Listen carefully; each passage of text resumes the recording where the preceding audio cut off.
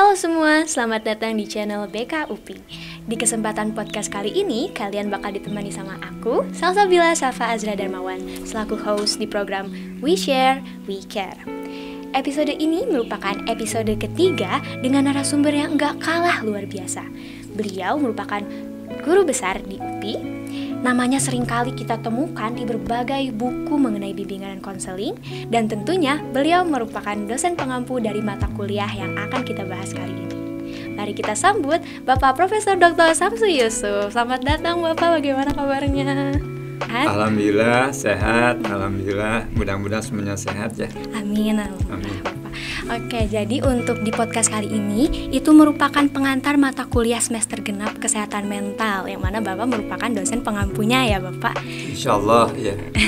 Nah ini tuh biasanya dikontrak sama teman-teman KMBK di tahun berapa ya Pak, atau semester berapa? Ini ya semester genap apa semester apa 4 atau 2 ya, semester 2 mungkin ya. Berarti ya, tingkat 1 ya Bapak untuk semester 2. Dan jumlahnya 2 SKS ya kalau saya tidak salah itu. Iya, 2 SKS, betul 2 SKS ya. Sebenarnya kenapa sih Pak mahasiswa BK itu perlu untuk mempelajari mata kuliah kesehatan mental ini? Ya dasarnya karena Mas BK itu kan nanti akan menjadi seorang guru bimbingan dan konseling di sekolah ya. Dan guru bimbing dan konseling itu bertugas berperan sebagai seorang profesional dalam layanan bimbing konseling. Itu bertugas untuk bagaimana memfasilitasi ya perkembangan para siswa secara optimal. Dalam artian mereka para siswa itu kan sebagai sosok pribadi yang berdimensi bio, psiko, spiritual. Jadi mereka itu bagaimana membangun pribadi seorang siswa yang sehat secara biologis kan gitu, psikologisnya, sosialnya, moralnya, spiritualnya gitu. Jadi bagaimana para guru bimbingan dan konseling nantinya itu membangun mahasiswa atau para siswa yang mentalnya sehat. Di antara indikator ya orang yang mentalnya sehat itu dia itu adalah memiliki self understanding ya, memahami diri ya, memahami kelemahan, kelebihannya, kemudian memahami jati dirinya, memahami peran-perannya kan gitu ya, siapa dia kan. Sebab orang yang tidak memahami diri biasanya dia hidupnya tak aturan, tidak beraturan kan. Jadi kalau mamanya seorang siswa dia memahami diri bahwa dia itu adalah seorang siswa, maka dia akan berpenampilan sebagaimana siswa seharusnya kan, berpakaian yang rapi, ngomongnya yang santun kan gitu ya. Kalau dia hanya memahami diri sebagai anak dari orang tua, nah bagaimana dia bertutur kata santun kepada orang tua, bersikap hormat kepada orang tua kan itu ya.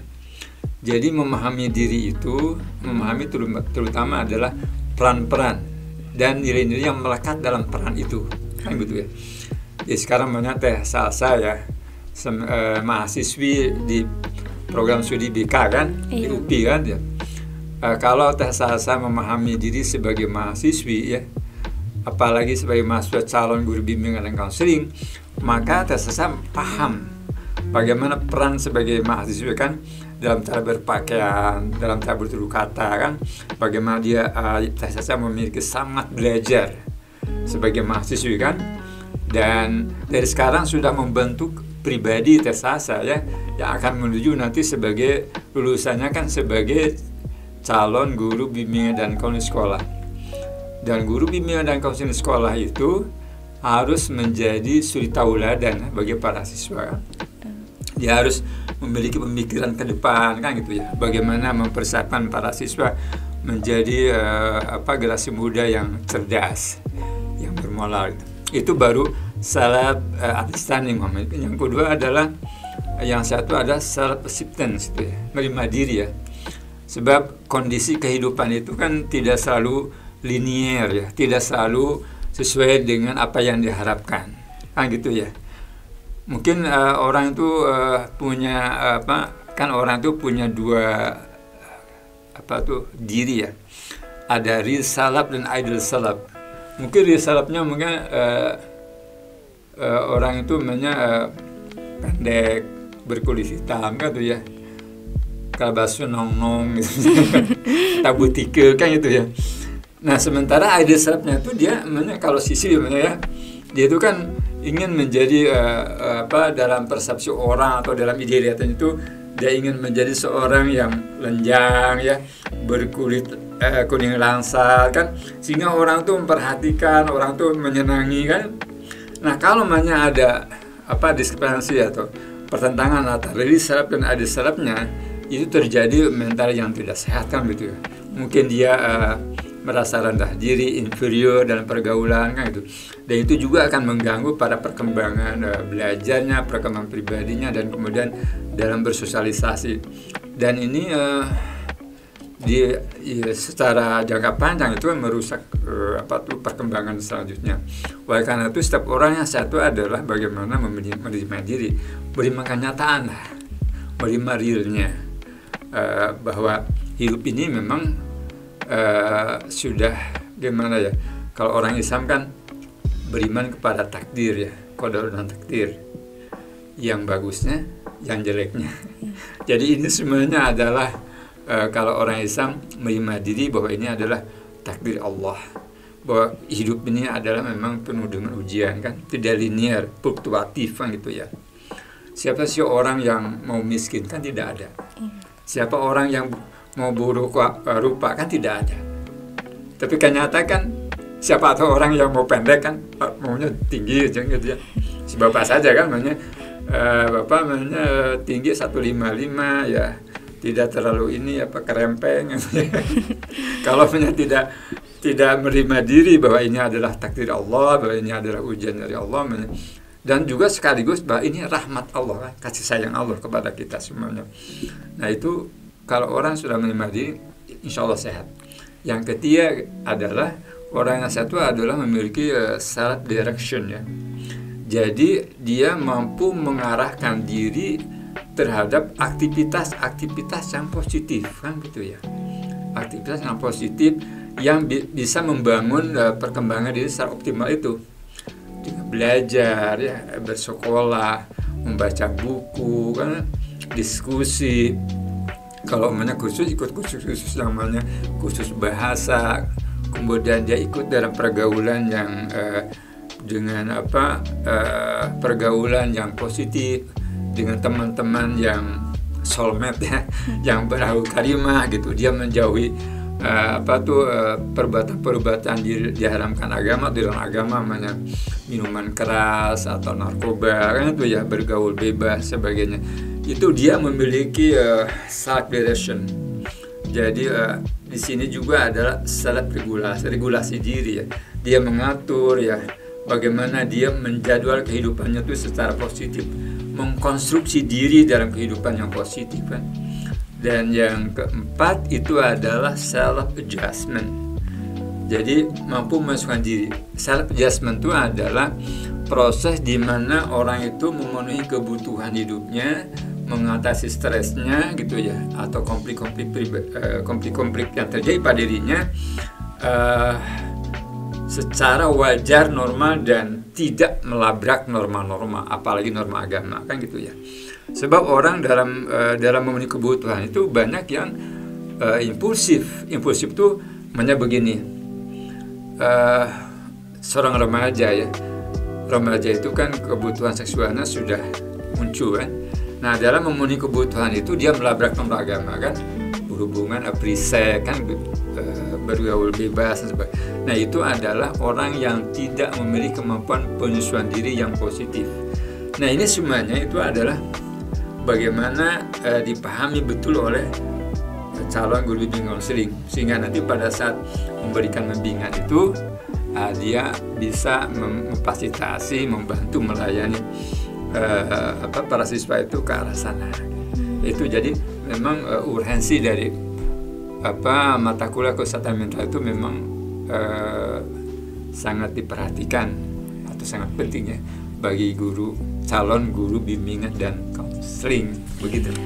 Berarti memang ini tuh nggak hanya nanti sebagai guru bimbingan dan konseling ke siswa ya Pak, tapi sebagai mahasiswanya sendiri ini penting juga ya Pak. Ya kalau saya menyadari itu memang ini ya, jadi sebelum keluar ke dalam dulu kan. Iya. Jadi bagaimana membangun diri seorang mahasiswa yang memiliki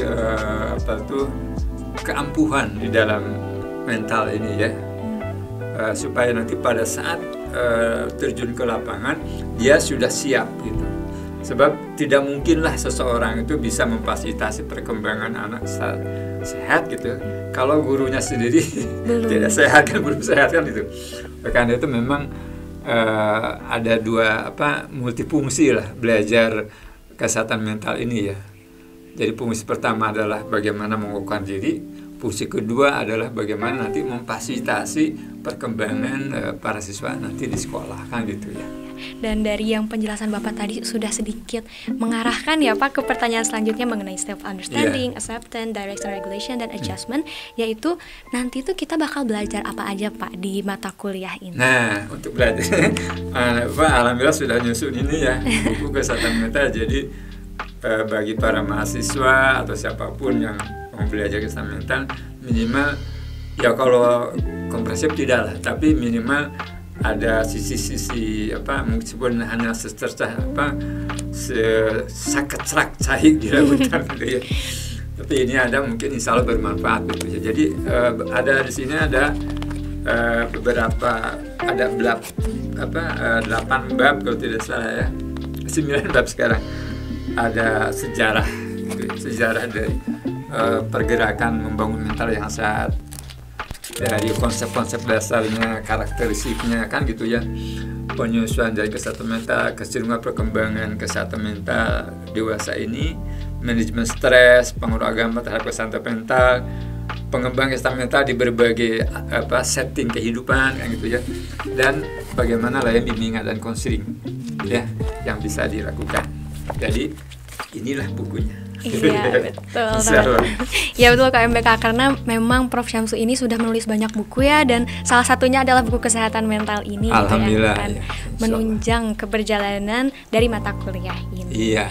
Nah berarti Prof kalau misalnya ada sebanyak itu lumayan banyak kan ya Prof, 9 bab yang perlu dipelajari. Iya, satu semester ya. Dalam 1 semester.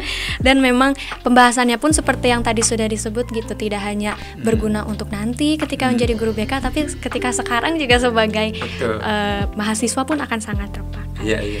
Lalu sebenarnya bagaimana kita tahu bahwa kita uji Bapak? Iya, dilanjut aja. Oke. Yeah.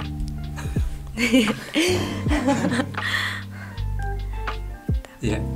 Lalu bagaimana Pak sebenarnya kita bisa melihat kalau mahasiswa itu sudah menguasai gitu, memahami dari mata kuliah kesehatan mental ini? Oh iya, kalau dalam pembelajaran kan ada tes sumatif ya, tes formatif, sumatif.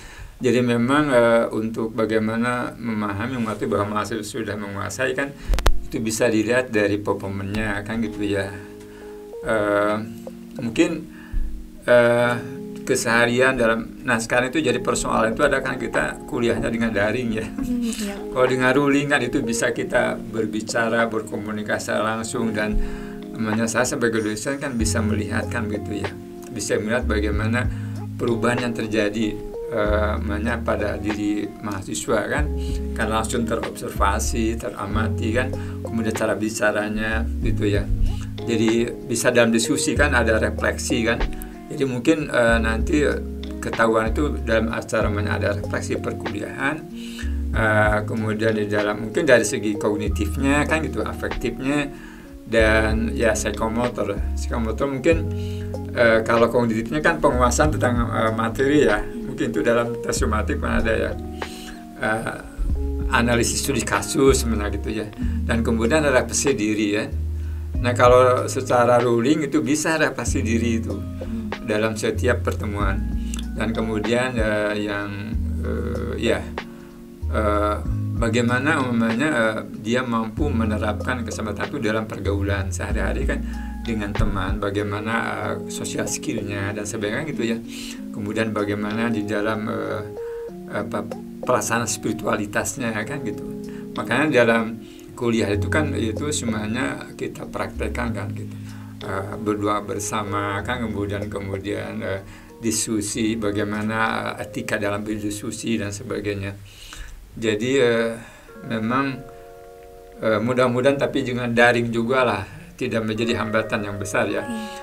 Bisa dilakukan gitu, bisa bagaimana memahami ya, mengetahui tentang keberhasilan ini. Jadi mungkin secara kognitif itu lebih takarannya lebih besar gitu ya. Kalau secara afektif mungkin dari cara bicara, mungkin dari segi respon mahasiswa terhadap mata kuliah, kemudian dalam interaksi sosialnya dan sebagainya. Jadi itulah mungkin ya keterbatasan dari ini. Memang saya merasa bahwa dengan dari ini banyak hal ya, terutama di dalam pendidikan karakter atau pendidikan yang seperti ini, memang itu tidak ya harus ada ruling gitu. Iya. Harus ada ruling. Jadi tapi apapun yang terjadi lah kita berusaha ya. Saya berusaha untuk bagaimana mendiskusi dengan mahasiswa, berdialog, brainstorming kan gitu ya. Iya. Tentang hal ini. Insya Allah lah. Mudah-mudahan berhasil ya, insya Allah. Semoga aja mungkin di semester depan offline gitu ya Pak, biar teman-teman tingkat 1 bisa itu yang offline. Diharapkan ya. Itu yang diharapkan ya. Iya, amin Bapak. Nah, karena ini alhamdulillah sudah memasuki ke sesi penghujung acara. Jadi saya mau menyimpulkan apa aja yang tadi sudah kita bahas. Boleh. Bapak. Pertama, untuk tujuan dan urgensinya tentu aja mata kuliah kesehatan mental akan menjadi penting bagi kita sebagai calon guru bimbingan dan konseling dalam mempersiapkan diri membantu siswa nantinya mencapai self-understanding, self-acceptance, self-direction, dan self-adjustment. Dan tentu saja tadi apa saja yang dipelajari bisa teman-teman baca KMBK di buku kesehatan mental yang ditulis oleh Prof. Syamsul.